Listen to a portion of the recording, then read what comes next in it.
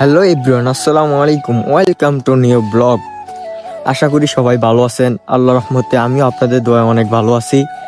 আমি আজকে সকাল সকাল চলে আসলাম আমার বন্ধুর খেতে। ধান পাকছে, ধান কাটার জন্য। আমাদের আগে কেউ এখনও ধান কাটে নাই, আমরাই প্রথম ধান কাটতে যাচ্ছি।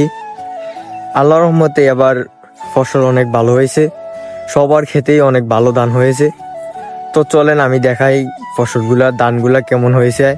আপনারা দেখতে থাকেন, সাথেই থাকেন। আর ভিডিওটা ভালো লাগলে লাইক করবেন, শেয়ার করবেন। তো আমি হাঁটতে হাঁটতে চলে আসলাম আমাদের বন্ধুর খেতে।